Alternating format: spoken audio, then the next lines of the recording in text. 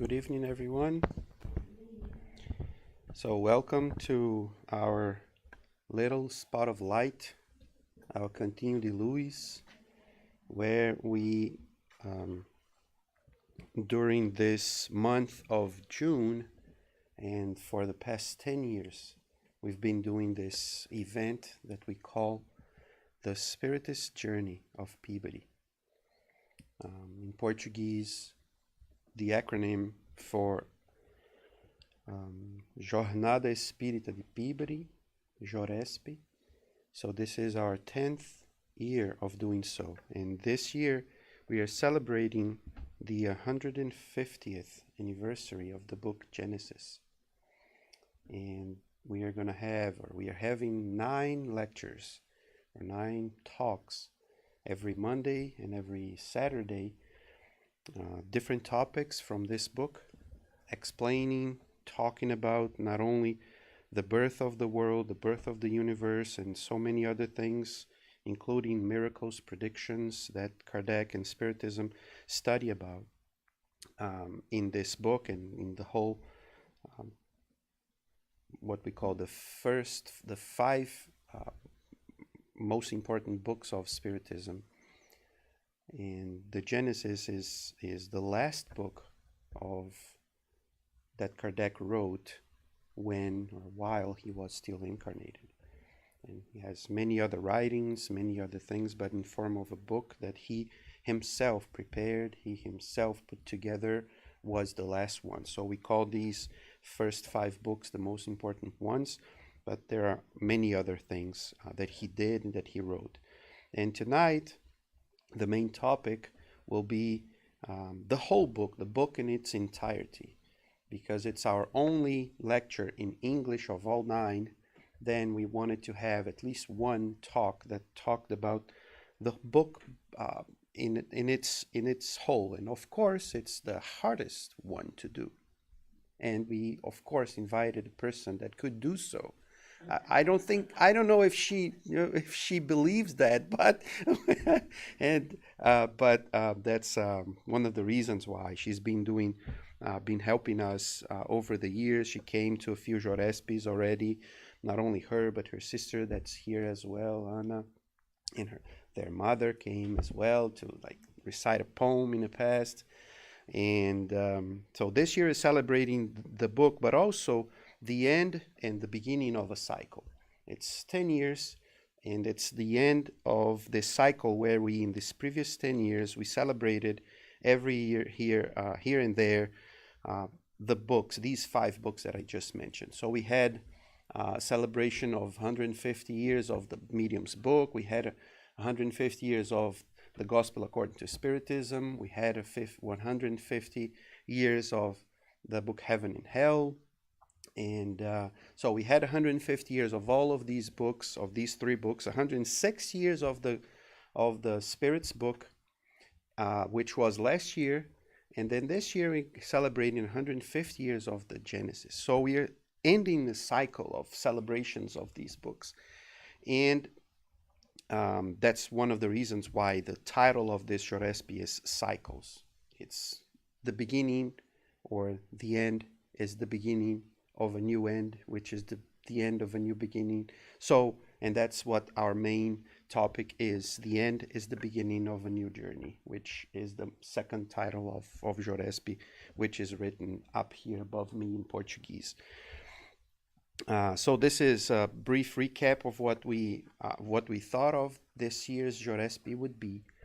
And every Jorespe, we have a few things that repeat that we like or choose to repeat, which is a music or a song that we choose for that event, specific one that we're going to play in a few seconds here. Of course, this one will be in Portuguese, but the music for the lecture that Maria will give to us in a few minutes was chosen.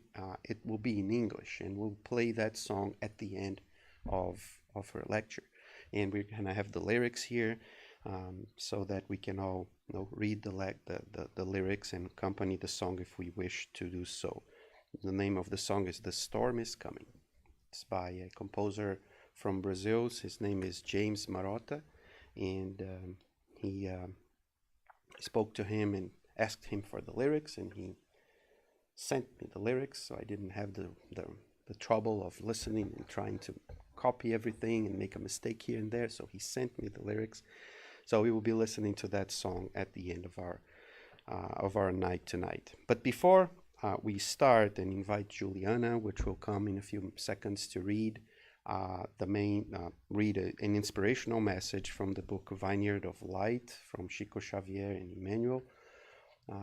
I'd like to invite you to do just a brief prayer. Then we hear the song, we invite Juliana, and then we have another small surprise for all of us here before we invite Maria. So with this brief talk, let's keep thinking good thoughts and thinking about our dear Master, Jesus, the one that teaches us about love, about forgiveness, about giving from ourselves to others, but also remembering that our dear Father, our Creator, God, the Creator and the Father of all of us, is the one who gives us life and the opportunity of being here tonight, together with the ones with like-minded hearts, seeking for understanding, for consolation, but also seeking to learn how to improve as human beings.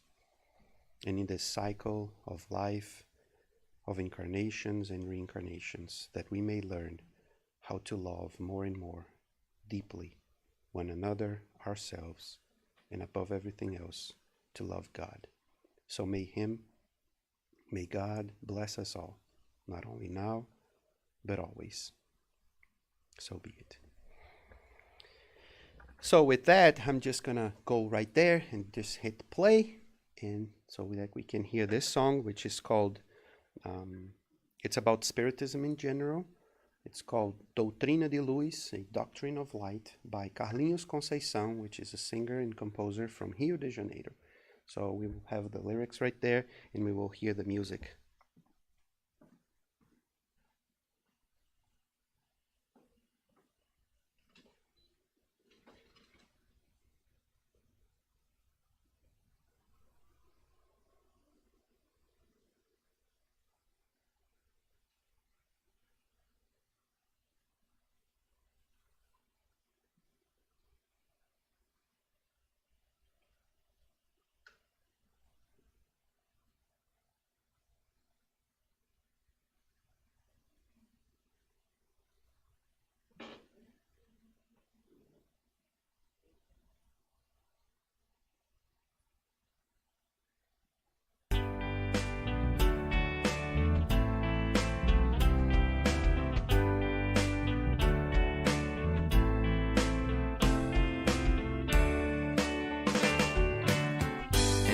Of you, the shadows moving on the wall, it feels so good.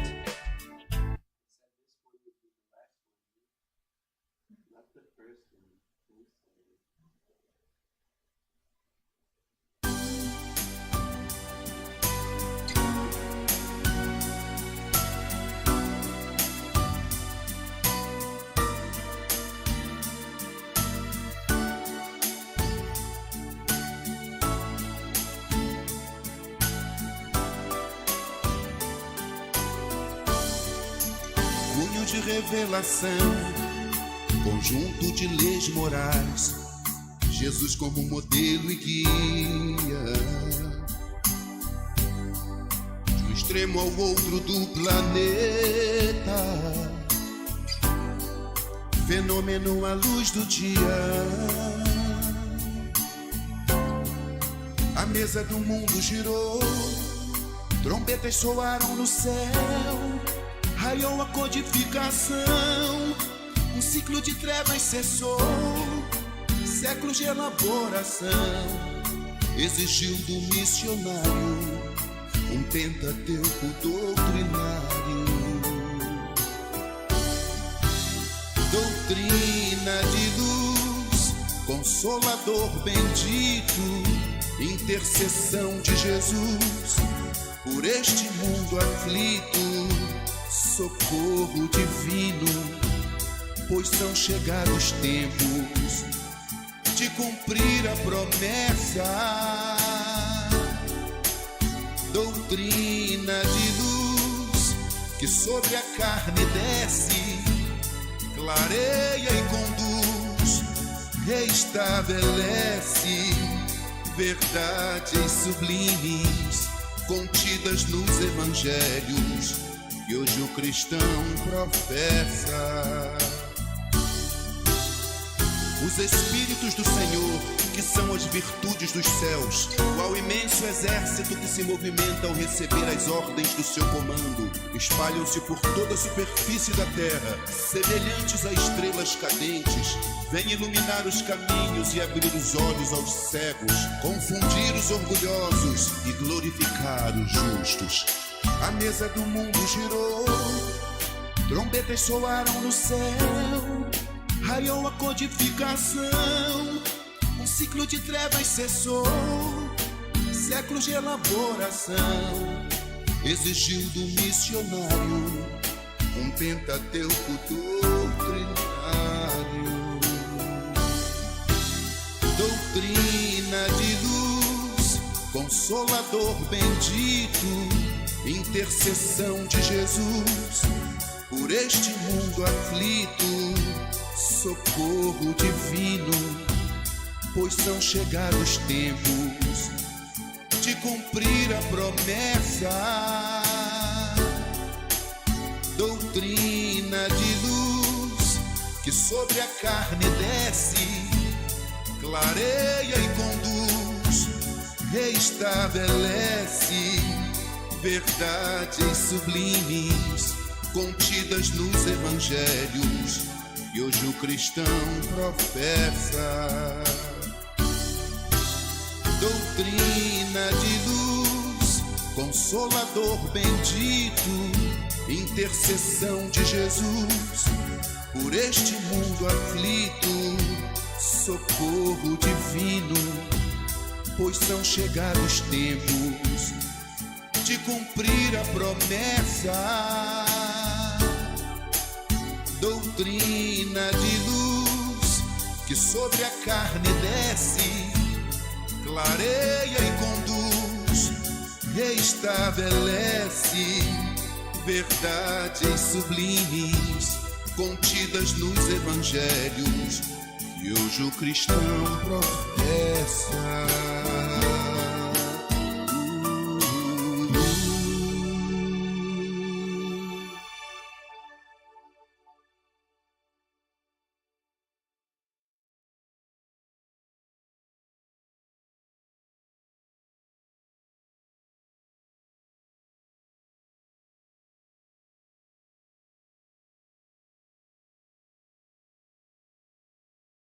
Good evening, everyone. So tonight's reading is actually from the book Vineyard of Light from the Spirit Manual and by Chico Xavier. Chapter 4, called Crisis.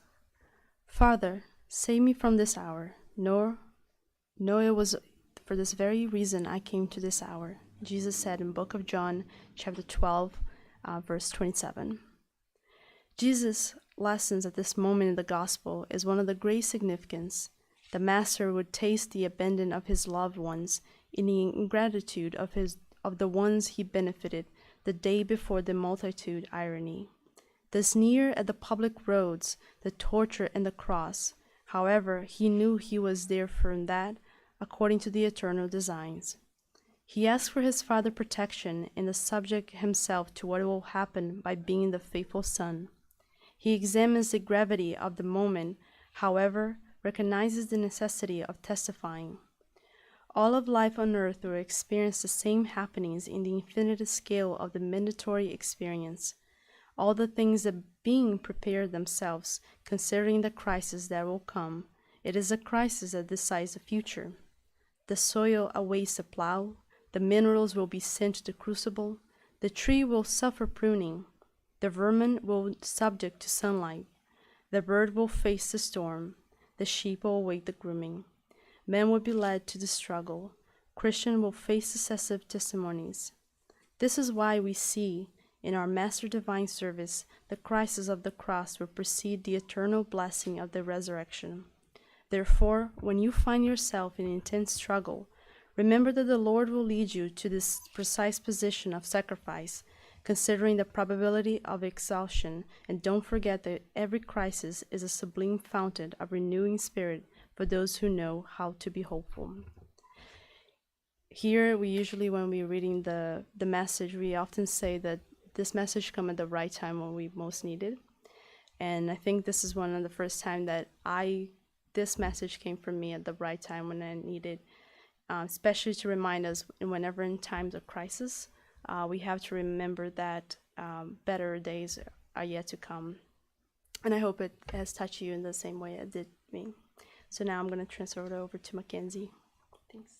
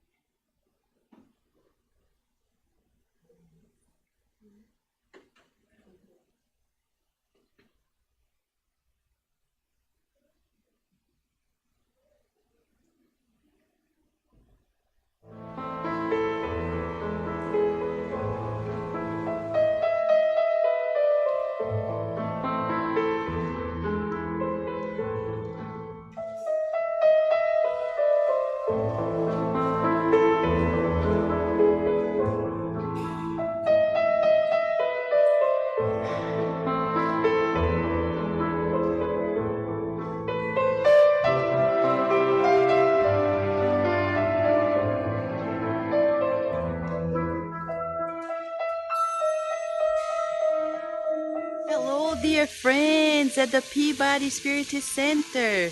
What a joy. And it's a joy in this day to recall the 2 times we were able to be with you in the journey of Jorespe. The one talking about Chico Xavier and the traveling opportunity. We'll never forget Chico Xavier traveling and serving. And then in 2015, when we were able to talk about Heaven and Hell, the book, and the Divine Justice. What can we take from it all? For me, the greatest memory of it all is the beauty of service and the inevitable co-creative power inside of us.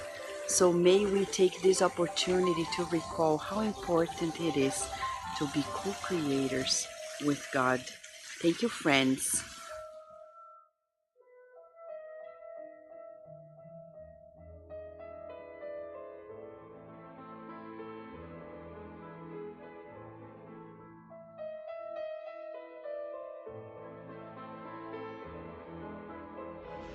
Hello everyone, here is Jusera Cornigold.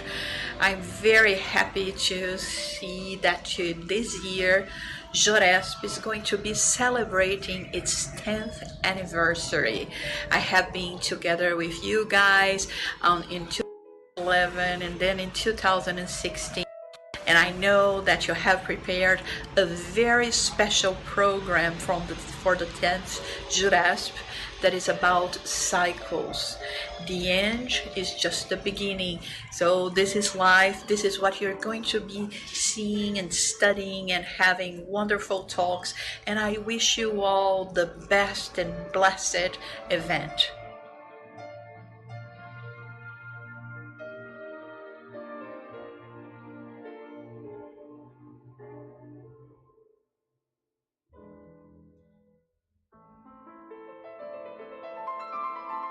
Hello, dear friends from Cantinho de Luz. It's with a lot of joy and good memories that I go back in time and I travel to 2015 when we participated of the 7th Jorespe. Yeah, and now you are celebrating 10 years of this beautiful week of lectures and joy and meeting of friends, and we are really happy. In that time we were talking, celebrating the book Heaven and Hell, I was speaking with my sister, Maria Mesquita, and in the end, our mother, Dona Judite, spoke a poem for us. And these moments, they live forever in our hearts, in our minds, in our soul. Thank you so much, and we really, really ask the good spirits and Jesus and God to protect you always, forever. Thank you so much.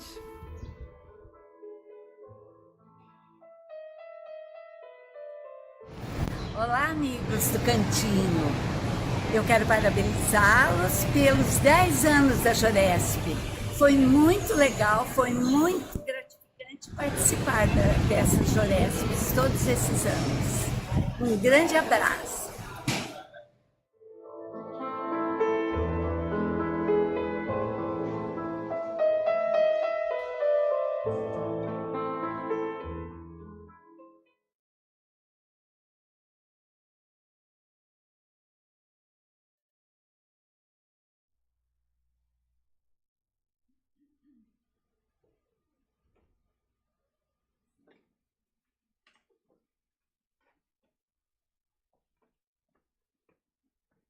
So just come here to invite Maria.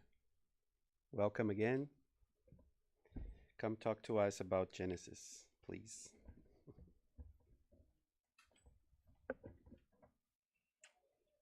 Good evening, everybody. Thank you for coming. Just have a little water while he prepares the slides. So I want to make sure everybody here can see the slides. I'm not sure if you guys can see. Can you see well? Yeah. Okay. So when Mackenzie invited me for this talk, it was a month and a half ago, as he was saying, it's hard to talk about a whole book in 1 hour, especially as a book that is so deep and about a very scientific subject.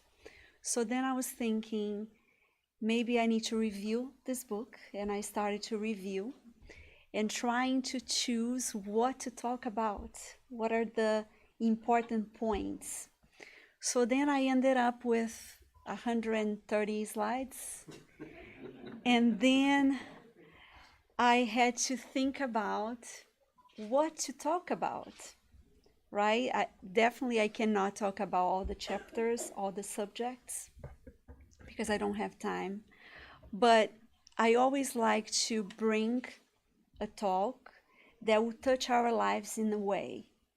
Of course, for every person will be in a different way, but I want that each person here, can take a little bit, maybe review the book, and then to change a little bit, or to think about our own lives, to help us in the crisis that we live, because we are in a planet of tests and expiations. So even if we have good moments, we also have moments of crises and moments of challenges. So let's wait for the slides.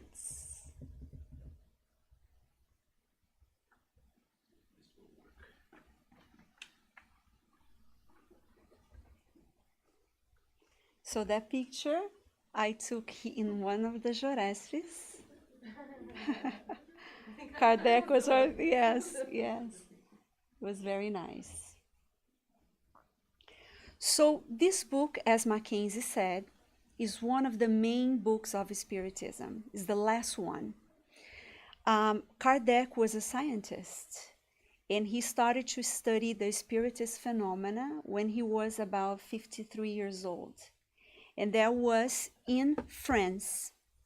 Okay, that was in France.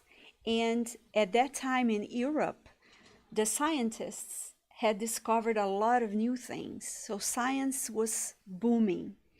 So the scientists believed that they could retire God, because they didn't need God to explain anything else. Because up to that point, everything was God's creations, God's wills, because we didn't know how to explain. And then that movement called positivism was booming and science was the main thing at that time. And nobody less than Kardec came to bring a new set of beliefs called Spiritism. So he was, let me see if I can learn how to do this. Okay, no. So Kardec, was very brave. And you are going to see, if you didn't have opportunity to read his books yet, you're going to see that he was a very brave man. He spoke to a society, like I said, that didn't have a lot of scientific basis for religion, and that's what he brought. So he started in 18, Mackenzie, the big one? It's going backward. Oh, okay. So in 1857, Kardec started publishing the Spirits book, which is our main book, more than 1,000 questions to the spirits about life, about who we are, why we are here. So that's the philosophy of Spiritism in this book. In 1861, the Mediums book, which is the scientific part, which is where the mediums will practice mediumship and will have the chance to speak with the spirits. In 1864, the Gospel According to Spiritism, which is the moral part of Spiritism that brings the New Testament, basically the teachings of Jesus and how we can be like Jesus, and the most important parts that can change our lives in terms of being good. In 1865, Heaven and Hell, which is a collection of messages from spirits talking about their lives before and after death. And finally, in 1868, the book Genesis.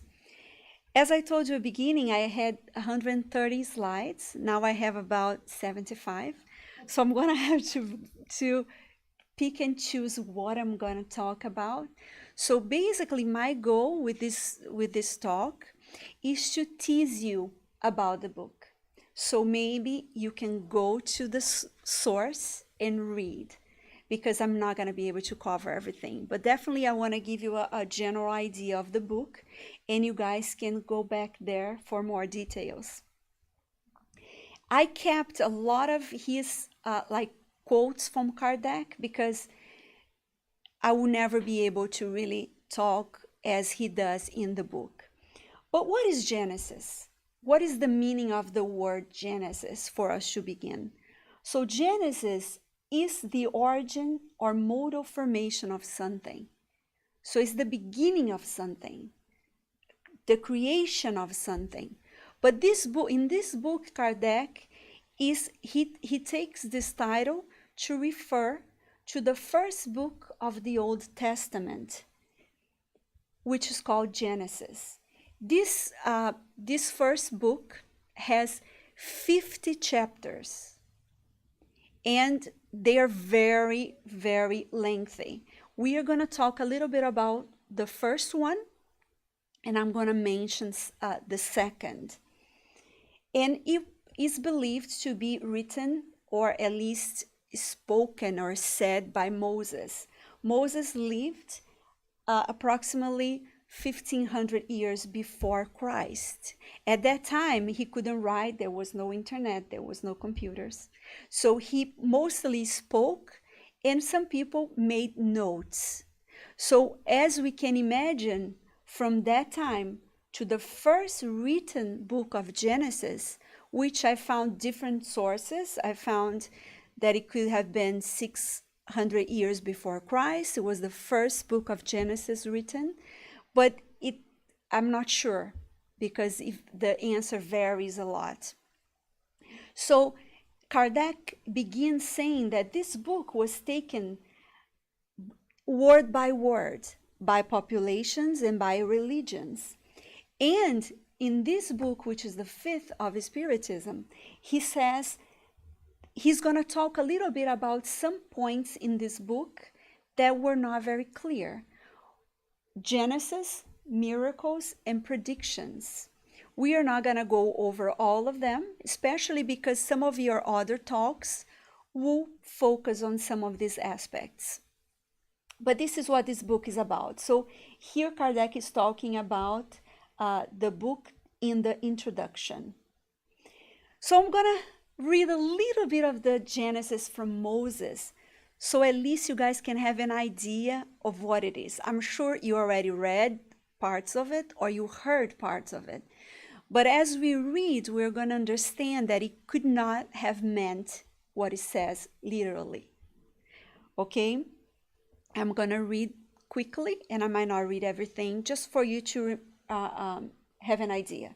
So he says, in the beginning, God created the heavens and the earth. Now the earth was formless and empty. Darkness was over the surface of the deep, and the Spirit of God was hovering over the waters. And God said, "Let there be light." And there was light.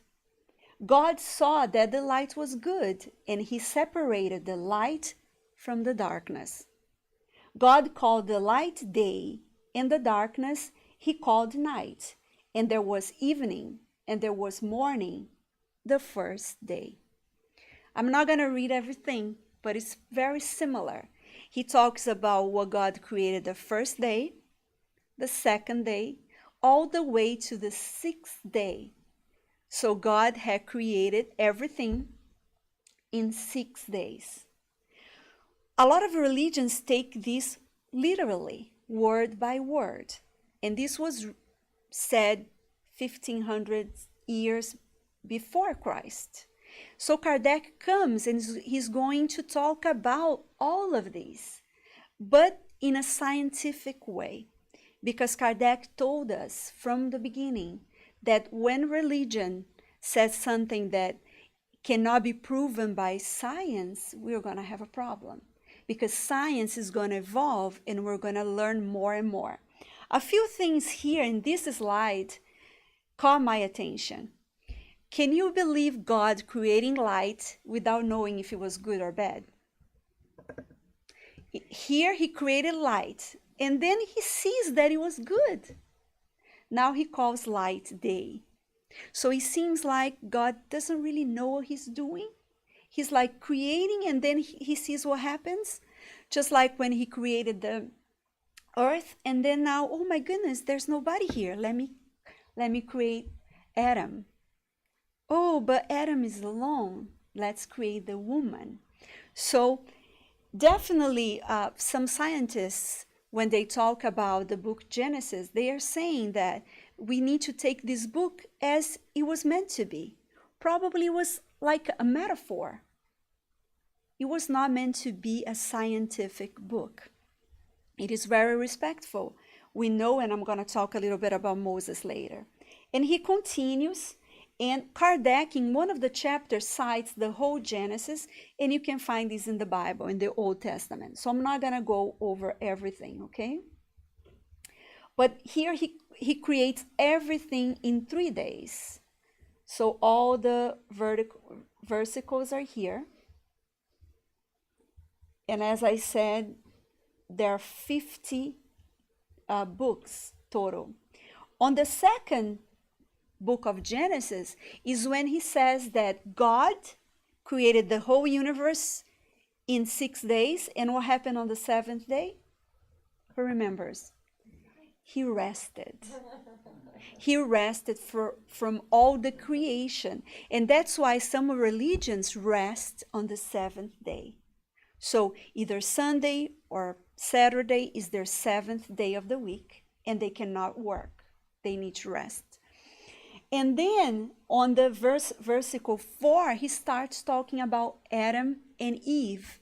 When he creates the man, he creates the man from a piece of God, and then he creates the woman from a piece of Adam, right?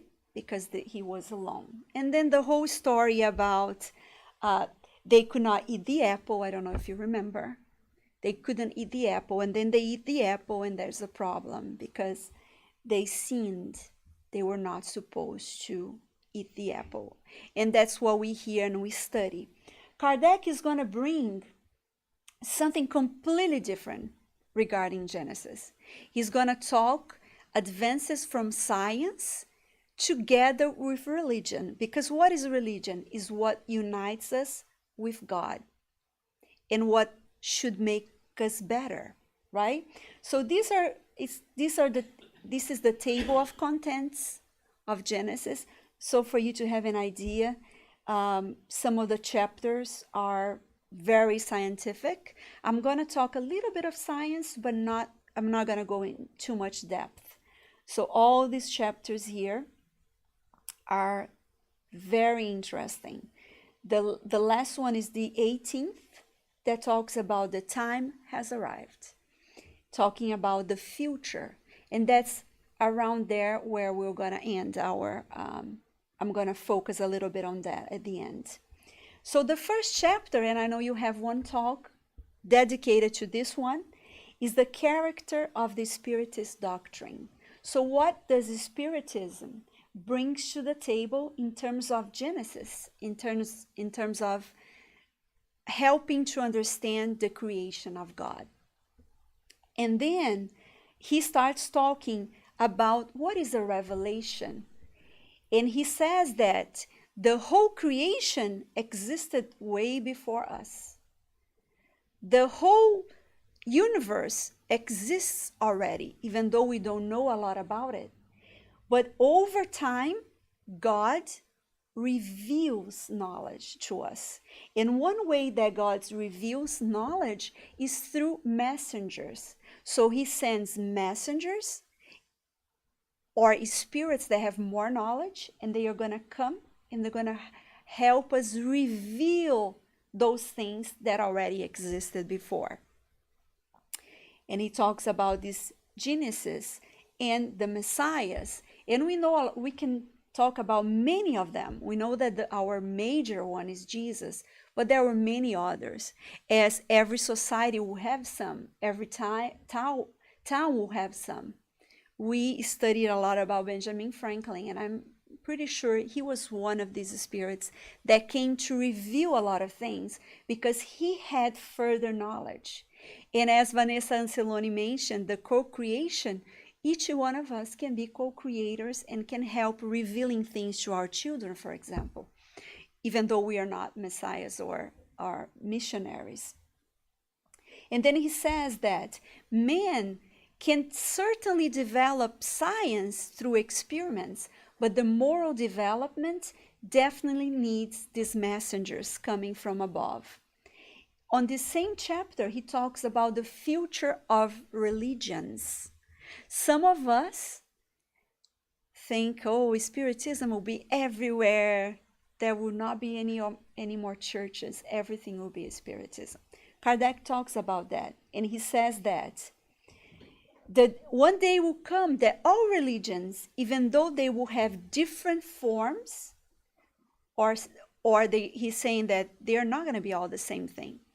All of them will have the same fundamental principles, God and the immortality of the soul.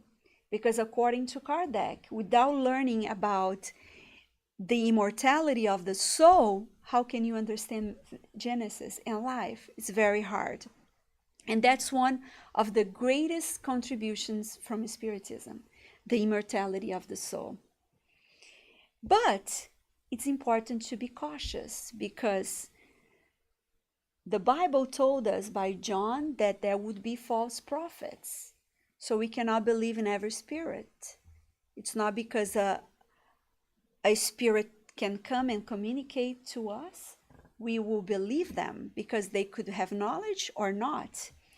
And we know about two great messengers, Moses, who was the first revelation, and Jesus, that was the second revelation.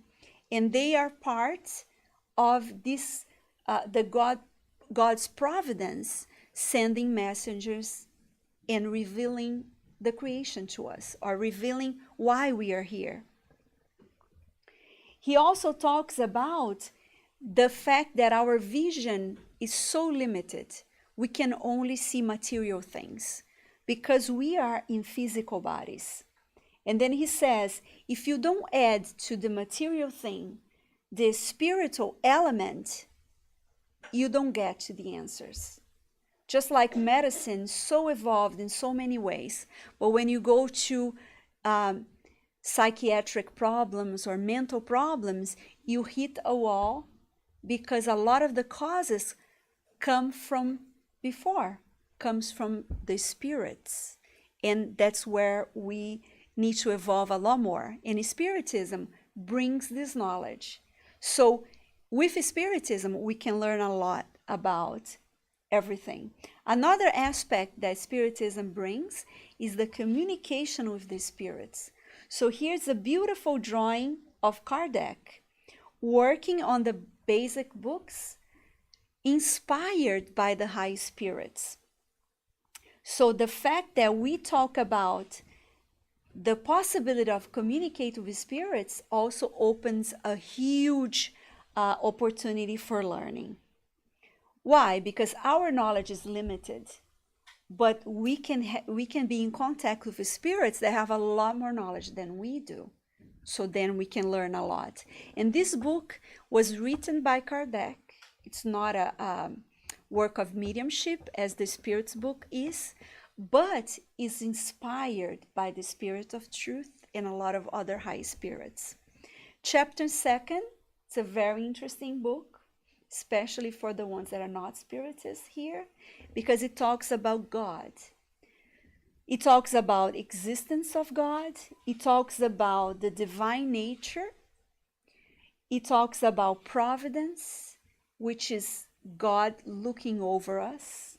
It talks about the view of God that we're just going to be able to understand either the divine nature and see God when we are pure spirits, and we are very far from there. So as we evolve, we're going to have a better sense of Spiritism. This is one very important slide, and I'm going to go back to it. This is chapter 3, when the book talks about good and evil. What is good? What is evil? And then he says that one can say that evil is the absence of good. So when there is no good, there is evil. Excuse me. So every time that we are sitting idle, doing nothing, we are basically doing something bad. Okay, this is a very good explanation for us. And when good does not exist, there is necessarily evil. And many times in our lives, we say, but I'm not doing anything bad. But you're not doing anything good either. So that's bad, right? And then this last sentence is the most important sentence. And I apologize if it's very small for you guys to read, just because I wanted to put so much. He says, man could avoid them, the problems that we have, the consequences of evil, if we would obey the divine laws. Because Kardec is going to talk about the creation of evil, because some of the religions believe that there is a God of good and a God of bad, right? Satan is the God of evil. And he created evil, and then there are spirits that are going to be evil all their lives. Kardec doesn't say that according to the spirits. He's also always talking about what he learned with the spirits. Evil is created by man. We create evil. And by creating evil and solving the consequences, we evolve. So the further away from evil we are, the purest we are, the happier we are. It is that simple. He talks about instinct and intelligence, which differs us from the animal, right? Any other animal that doesn't have intelligence has instinct, which is a primitive intelligence. Otherwise, we are very similar to animals. Everything is the same. Even things that medicine uses on us can be tested in animals because the blood is very similar, the cells are very similar, the stomach and everything. So we are animals, but there's something else in humans, and we're going to talk a little bit about that.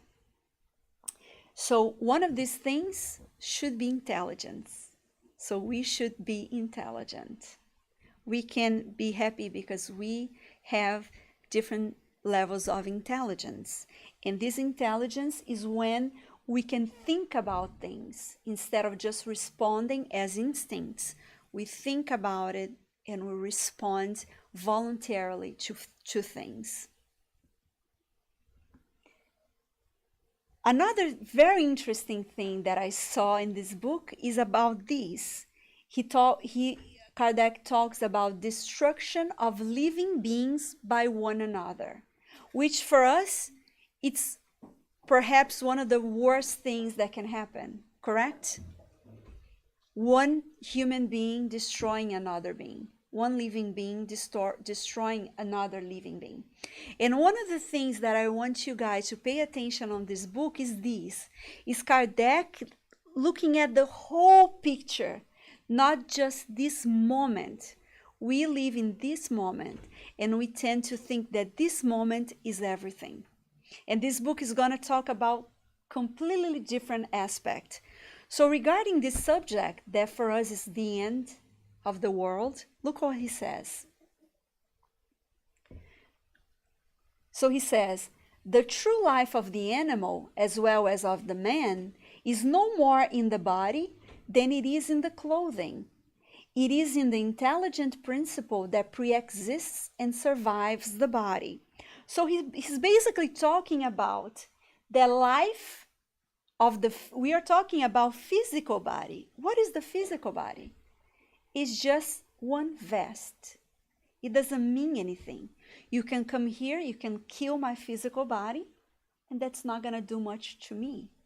I'm going to continue alive and growing and evolving.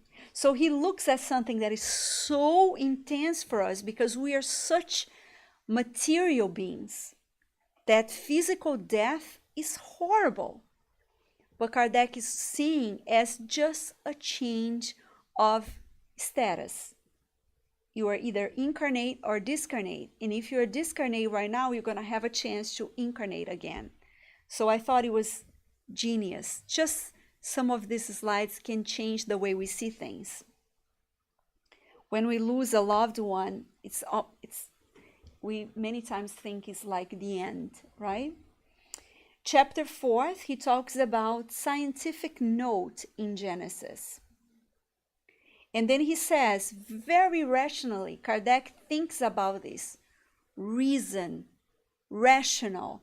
And he says that as man advances in knowledge, oh, thank you.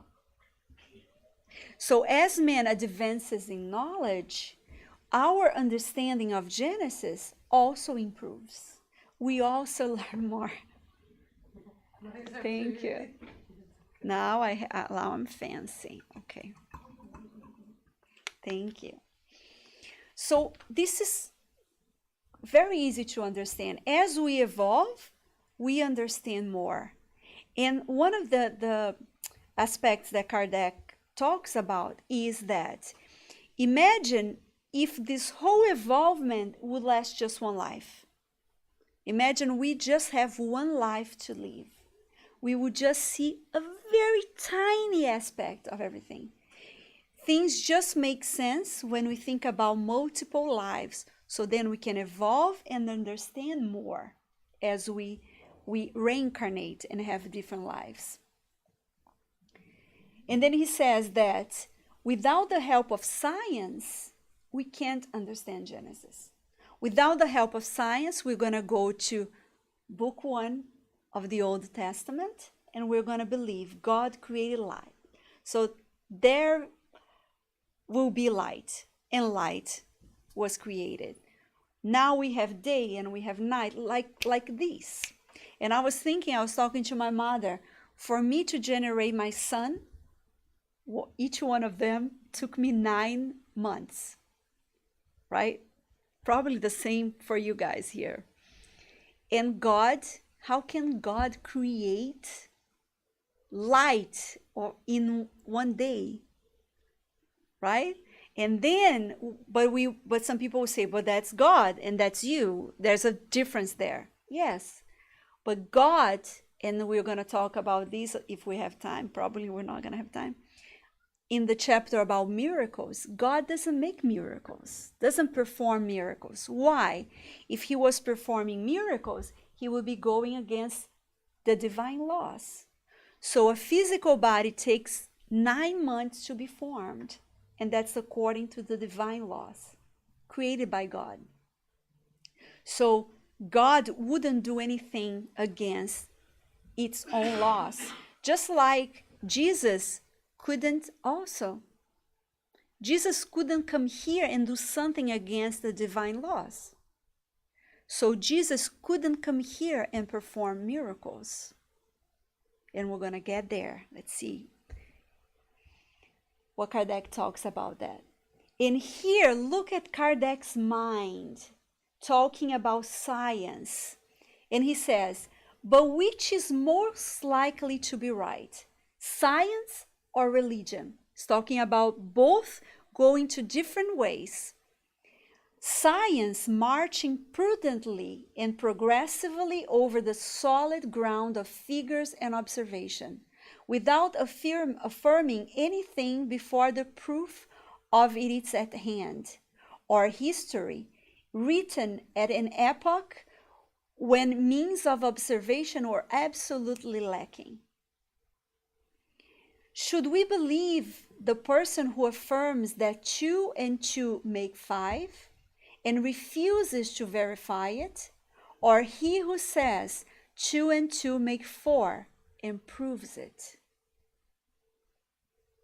That's Kardec's words, right? So if a religion goes against science, most likely religion is wrong. As the Catholic Church, and probably we were all part of Catholic Church. My sister and I were baptized and everything. And Catholic Church used to believe that because the Pope is the representative of God in the universe, Earth has to be in the center of the universe, right? The representative of the universe should be in the center. So then there's the Earth, and everything would go around Earth. And when Galileo decided that it might be a little bit different according to his observations, what happened to him? He was imprisoned because that was not right. You couldn't go against what the church said. Guess what? It's inevitable. Science will come and will be better than religion if religion is not based on reason, and spiritism is based on reason, right? So science and religion can go together, and they should go together. Why? One thing is not the opposite of the other. We believe in God, who is the creator of everything. Science doesn't retire God. Science is just trying to understand God's creation. It's very simple.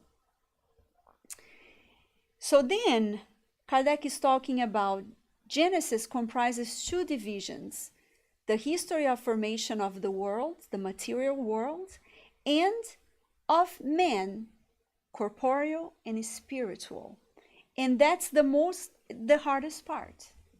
It's where we hit a wall. Right now, the science regarding the formation of the planet is very, very advanced. It was even at Kardec's time, because this book was written 150 years ago. So did science evolve from there? A lot. So what Kardec talks about advances of science have gone a lot further, because science is much more evolved. So without the knowledge of the spiritual world, which is that missing link, the spiritual principle, the spiritual aspect, it's going to be very hard. We could never comprehend Genesis. And then he will talk a little bit about the systems of the ancient and modern world, and how the scientists of those times thought things were. So first of all, at the beginning, they could see everything just with their naked eyes. They didn't have telescopes. They didn't have any instruments. So what did they believe? First of all, we are here and the sun just goes like that, right? So what's happening? We are in the middle and the sun is going around us. That's what they thought, and that's what we all would think, right? By the way, there is one philosophy that thought that the sun was shining on one side and dark on the other. So we would be seeing the sun, the shiny side of the sun during the day, and the dark side of the sun at night. So there were theories. We also thought that Earth was not moving. Does it look like we're moving? It doesn't, right? So we thought that Earth was not moving. We also thought that Earth was flat. We didn't think it was kind of a ball. It's not a ball. It's the type of soccer ball that Leo doesn't like. It's a little, right? A little bent in two ends. So I'm going to talk very briefly, just because we don't have time, but hopefully this will tease you to read the book, because Kardec goes into details about the little steps in science. So Thales of Miletus started to think about Earth not being flat, but being spherical. Pythagoras started to understand that Earth was moving. So during a day and night, it just means that Earth is moving. And then some people here are seeing the sun, and then when we are not seeing the sun, is light. It's night. It's just the movement of Earth. He also understood that a whole year was Earth going around the sun. So Earth is not just moving, but it has different movements. So Earth is rotating, and one rotation will be a day and a night, 24 hours. The translation will be around the sun, and there's also other things that we're going to talk briefly, okay? So then a little bit about more, something interesting here too. So Miletus and Pythagoras already figured that out. So imagine how smart they were.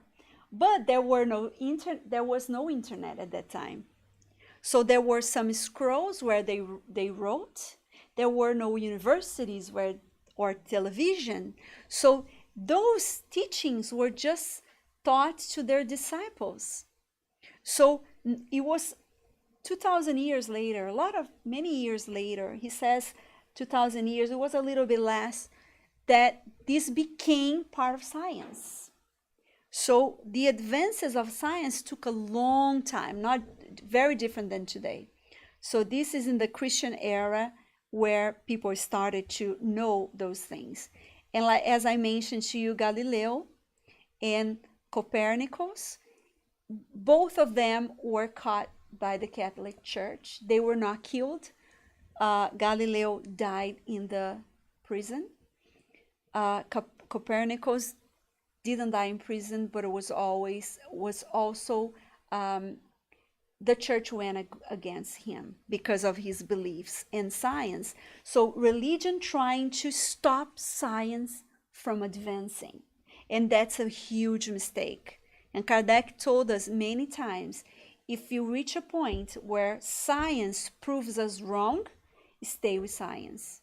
Why? Because he was completely sure in a short period of time. Probably he was spiritist for a smaller period than we are spiritists, or some of us. In that small period of time, he was sure that science one day will prove that spirits exist, because this is a reality, right? Chapter 7 is very interesting and proves a lot of things. It's easy to understand why now we know a lot about Earth. Instead of thinking how things could have been, the scientists, geologists started to study the layers of the Earth. Okay, superficial layers, of course. And by what they found in each of these layers, they could make conclusions about what was in that period of time, with what types of animals, if it was calm or if it was not calm. For example, times of that there was like a lot of water and it was tsunamis and things, those layers would be very full of changes. In calm areas, in calm times, the water will be very like a single layer. So all of these told us what happened in each time. For example, in one time there were big fossils of very big animals, and then in the second period, and one period away, no more big animals. So what happened to the big animals? Something happened that killed the big animals, right? And from that, they started to make conclusions, and some of them were proven, some were changed by, once in a while they find something that is like so new, a fossil of a human being, and things that in times that in places we thought there would not be any human beings, and they find. So it's very interesting. These are some of the fossils. So fossils of animal on the upper left, of vegetables on the upper right, and then on the bottom you see the pebbles there. The more round these rocks were, they meant that there was movement of water. So that's why here, if you look on the ground, a lot of the rocks are very round. They are like pebbles, because it's believed that this was an ocean in the past. And in the ice age, when everything melted, after the ice age, things melted and the water moved away, moving these rocks a lot. So that's where those knowledges come from science, from observation, from evidence. And that's what Kardec is mentioning. Are you going to believe in something that doesn't have solid basis, or are you going to believe in something that can be proven, right? Kardec's idea is not to criticize anybody per se. He's not just criticizing. He's bringing this new era of religion. We have no reason to criticize anyone, just for us to understand why we should be following science and following what is reasonable. There are a lot of words there that we're not going to be able to read because of our time, okay? And this is one of the parts where Kardec politely criticizes. Now, Claudia, can you read for me, please? Kardec's polite criticism of the Bible. And how many centuries upon centuries, certainly thousands of centuries,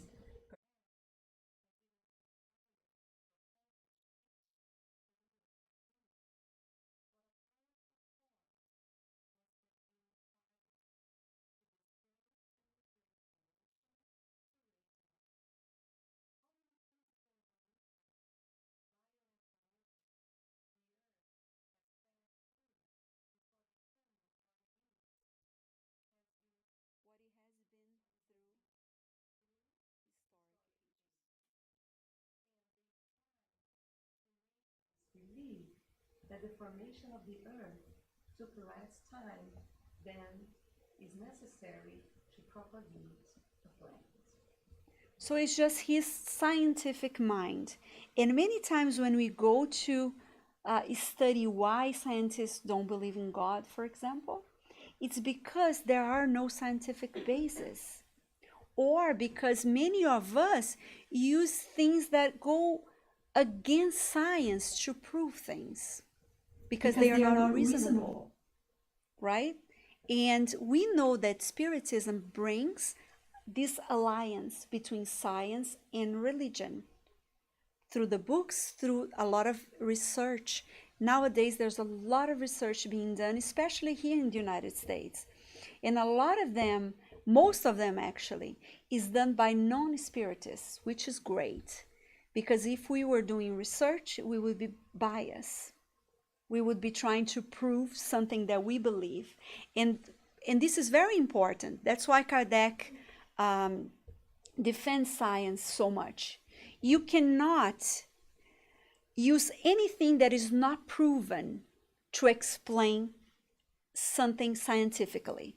So, for example, we could not come and say, oh, scientifically, this is because of reincarnation.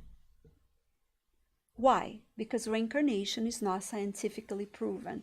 That's why the book that Ian Stevenson wrote regarding reincarnation is 20 cases that are evidence of reincarnation. Why? He cannot affirm because it's not proven, but they are very strong evidences, right? Things for us to research and to understand things. And he was a scientist here in the United States. So I have how many minutes? 10 minutes to finish, Mackenzie? Okay. So let me see what I'm going to talk. I have so much here. So this is, I'm just going to go very quickly, okay? So then I hope we're going to remember what you studied or you have the opportunity to study. So what Kardec is saying, and a lot of the scientists believe that the 6 days of Moses' Genesis represent geological periods. And the Genesis from Spiritism talks about each period, what happened in the first period, second period, and these are first the primary, the transition, secondary, and everything that happened through millions of years. Each period, which would be one day in Moses' creation, would represent millions of years of science if we really study what could have happened. Okay, there are a lot of theories. And then here I made a table here representing each period according to the Genesis that you can see in the book with the first day. So it's there for you guys to read. So instead of 6 days would be 6 periods. So definitely Moses was inspired. There was a sense, there was a reason behind that poem, that metaphor that he was like beautifully written if we take it as it is. It's not a scientific book. It's a beautiful poem about creation. And perhaps he's talking about these periods. So I'm going to go all the way to the end. There's a lot that he talks about the axis of Earth, this period of 26,000 years that will change the axis of Earth and will create a lot of changes in the planet. And we cannot observe because we are here for how many years? 100 years? We don't see anything. Okay, so these are all. So Mackenzie, let's go, please, to our last chapter. That will be the new era. So he talks about the formation of man, formation of the spirit, the vital principle, so many in so much detail, okay? And then he talks about miracles. And we all know, or at least some of us know, that we don't believe in miracles. Miracles can be explained. It's because we don't know yet. So everything that we don't know yet, we think are miracles, and they are not. Just like Jesus' healings were not miracles. He knew how to manipulate his ectoplasm. He used his magnetism to heal using the divine laws. So we don't believe in miracles. So Mackenzie, let's go, not there, a little bit before. Yeah. Show me the one before the cat, and then I'll jump to the last one. So this slide here shows something interesting. Our vision about something that is so huge, our lives that is eternal, time that is eternal, and we look at today and my suffering and my canker sore and my arm, we are so limited. And here in this picture here, what do you think that could be? It's a cat. Now we know because I said that. But could you tell this is a cat? When you look so close. So when you look at so close to something, you cannot have a view of the whole picture. And this book is about this. We are so focused in our lives, in our family, in our children, our house, our profession, our. We don't have any idea of the whole thing, right? We have a person that is sick in our family, and my sister told me today, the worst might happen. And probably we're thinking about physical death, but that's not the worst. This is just a transition. It's because we are so focused on the little one. So let's go ahead. I can do that now. So this is the cat. So that was just a little view. We couldn't see the whole picture, and that's how our lives is. Our lives are. So let's go to the finally, Mackenzie, please. Before I finalize this talk, and I apologize, I couldn't really summarize the book as much as I wanted. There is one chapter, I believe it's 7th, that talks about, time and space. And that touched me. You can go ahead and go to the finally, this slide that says finally. So this chapter really touched me because it talks about time, but in a way so fascinating, and about space. And he says it like this: space and time is so unlimited, is so eternal, that if you travel using the light speed by years and years, and then you are millions of miles from Earth, you took a step, because the space is infinite. You can keep going for millions of years because time will not end. And then he says, if this sounds crazy, crazier would be if you think it will end. Or the space, this is the end of the space. There's no more. So even though it's hard for us to imagine the infinite, imagine ending is also very unlikely to be true, right? So then I want to go back to the message that our friend read from Emmanuel about crisis in our lives. So this book represents the vision of the whole picture. And the message, because Emmanuel knows how small we are, how fragile we are. And when we are facing a bump there will be nothing in the future. We almost die, and sometimes we even end our lives because we cannot tolerate, right? And then Emmanuel is saying, therefore, when you find yourself in an intense struggle, remember that the Lord leads you to this precise position of sacrifice, considering the probability of your exaltation. And don't forget that every crisis is a sublime fountain of renewing spirit for those who know how to be hopeful. So if we are facing crisis, let's remember this is nothing.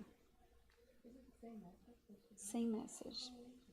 Because Mackenzie is so organized, he sends all the messages that will be read.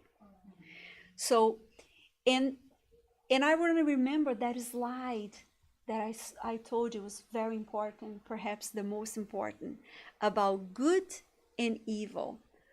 Evil does not exist. We create evil. And if today, for any reason, we are facing crisis, and Kardec says, all our lives is to face the big crisis. That's why we are here. So if you're not living in crisis, perhaps tomorrow or next month, it will come. Because it's proper of this world. That's why we are here. So when that comes, we need to remember we are reaping what we sowed in the past. The evil that we sowed in the past. If we want to change the future and have less crisis, we start doing good and we start not doing bad anymore.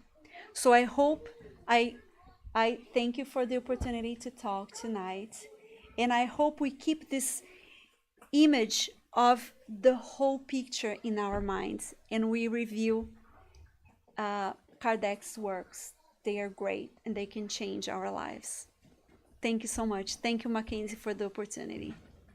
Okay.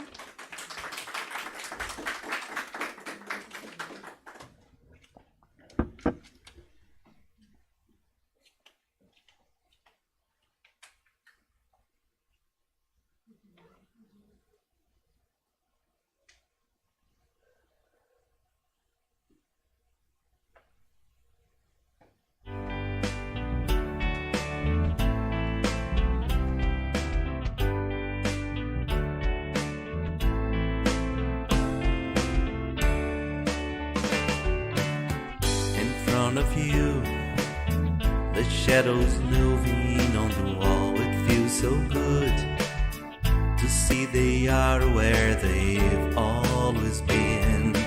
It's usual, it's so familiar, it's comfortable and so reliable.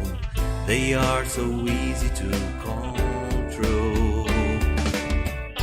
But then a string of heartaches comes along, takes you away out in the sun. You just can't stand the light because it's way too bright. You gotta find a way right back into the cave.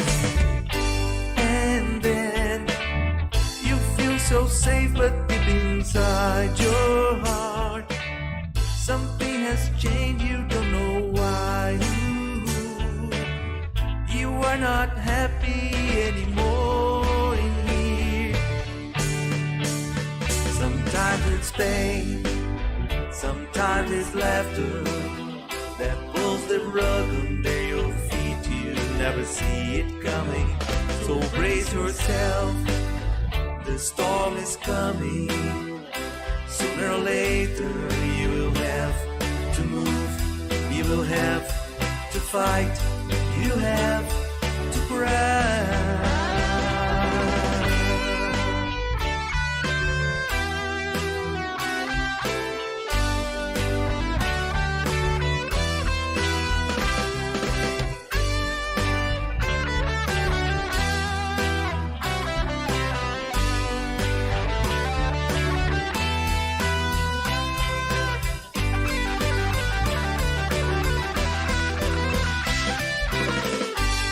And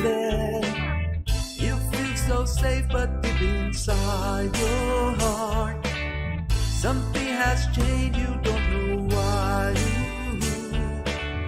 You are not happy anymore here. Sometimes it's pain, sometimes it's laughter that pulls the rug under your feet. You never see it coming, so brace yourself. The storm is coming. Sooner or later you will have to move. You will have to fight. You have to cry. Sometimes it's pain, sometimes it's laughter that pulls the rug under your feet. You never see it coming, so brace yourself. The storm is coming. Sooner or later you will have to move. You will have to fight. You have to cry.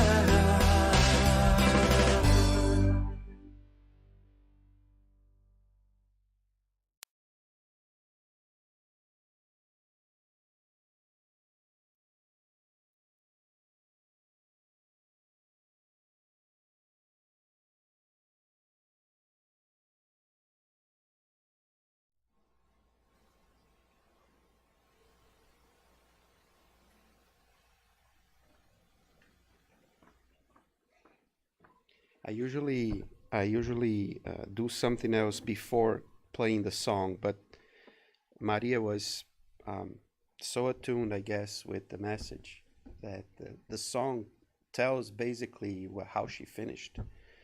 That cycles will end, and bad things will happen, and we'll have to move. We'll have to fight. We'll have to cry because the storm comes, messes up everything, and then a few days later, you see things starting to grow because the storm came, and that's how life is. And Genesis is what Maria Cristina kept repeating here. There's no time enough to talk about it. There's no time enough. I mean, we could have, have lectures every single day about it, and it has no end because every day science comes up with a new thing. Science comes and teaches us something else, and we can keep learning and growing. Some things will pull the rug under our feet, and then we just stand up again and keep going because that's how life is. Life just wants to happen, and it will happen. Want even if we don't want it, it will keep happening, and we just need to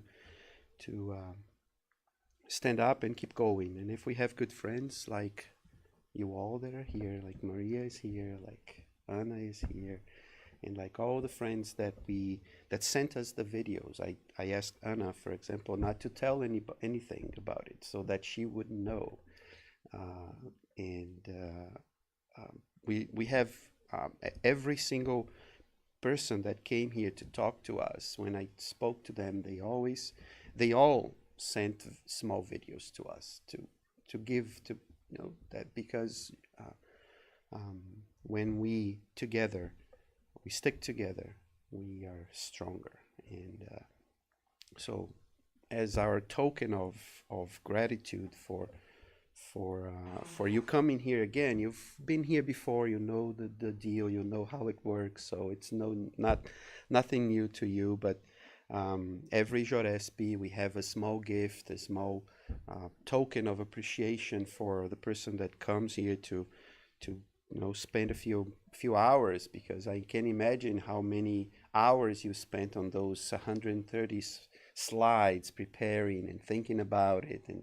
And so we'd like to invite Nancy, as some people prefer to call, so that she can give you a small token of appreciation, Maria. So if you can come up front here so that you can receive the gift of this 10th Jorespe, it would be good. And some photos too.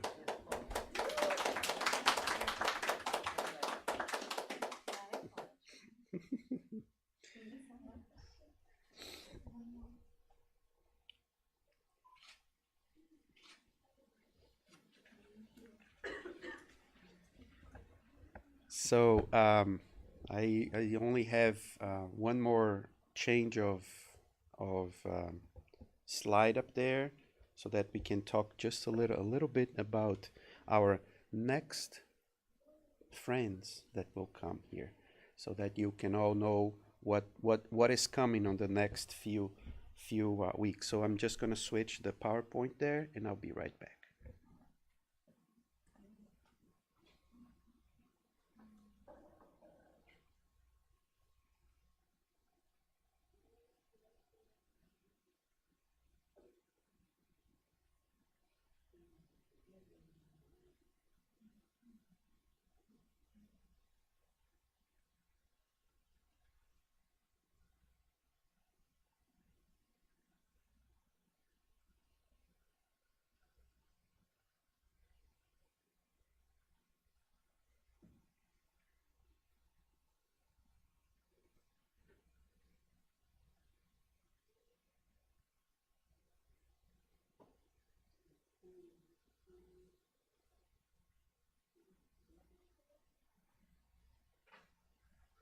So um, this is the hopefully it will work from here.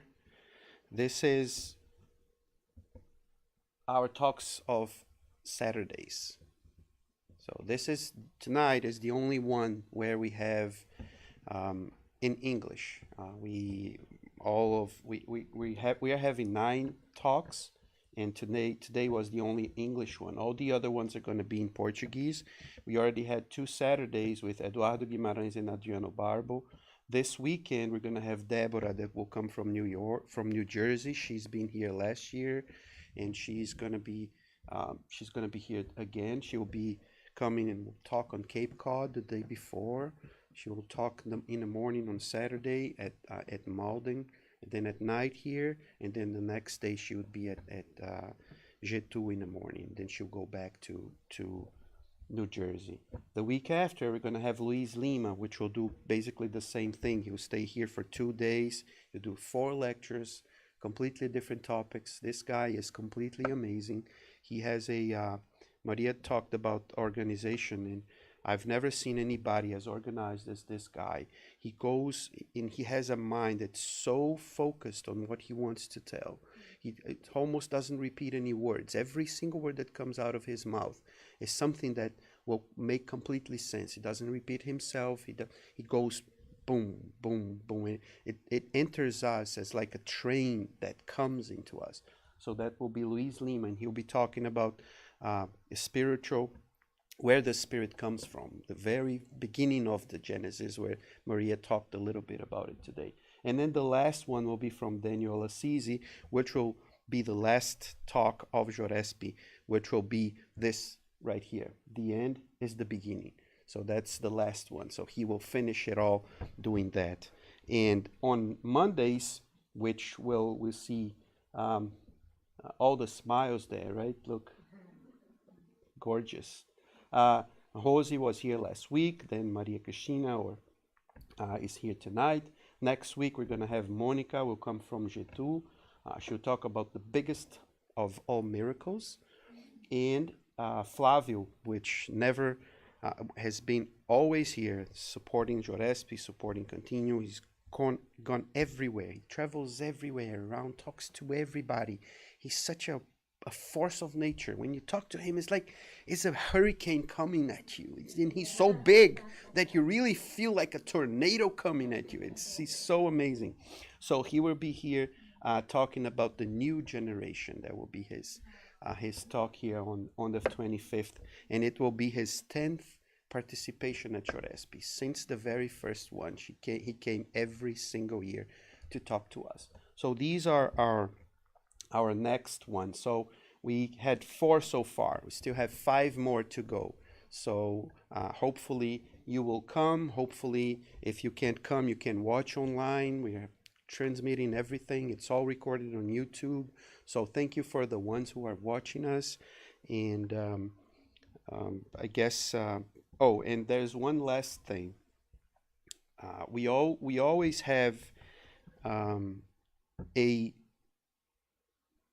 how can I say that? We always have one special Sunday where we go out to do like a trail, and we walk together with friends, so that we can have that moment outside the Spiritist Center to be in nature, talking and just singing, or of course there will be food, right? There's always food where Spiritists are. So there will be food at the end, like a picnic, and we will bring stuff.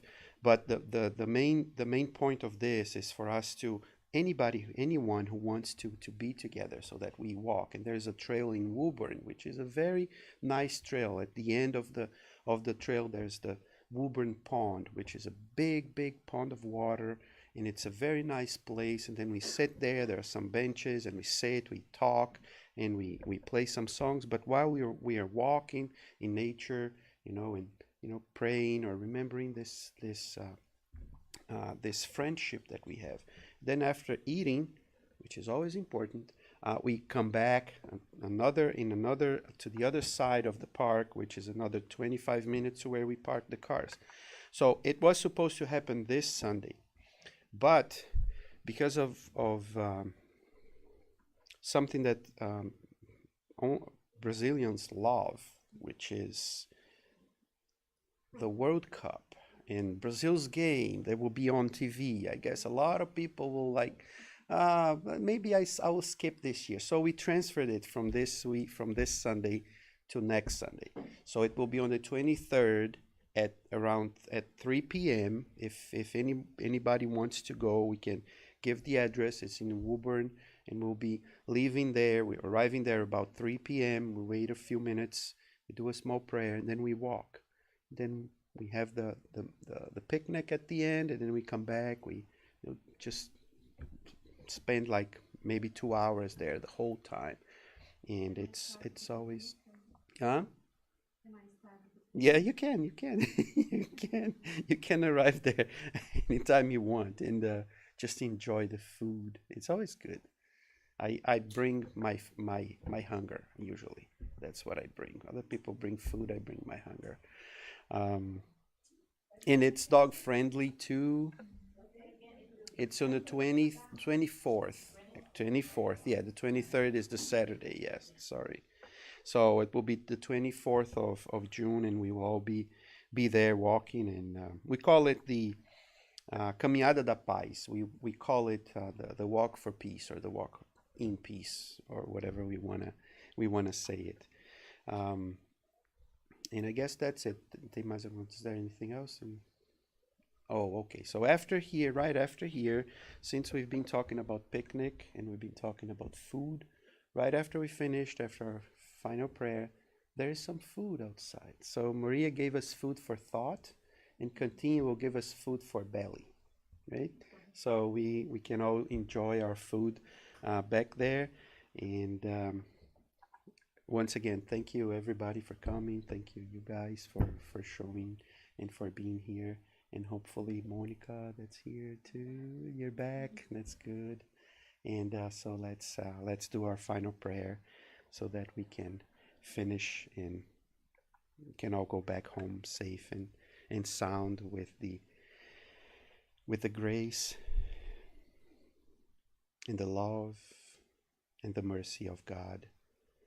So we would like to thank you, our Creator, for being here, for allowing us to be together, to enjoy your presence in our midst. May this love that we feel stay with us wherever we go, whatever we do. So be it. Thank you, everybody. Have a good night.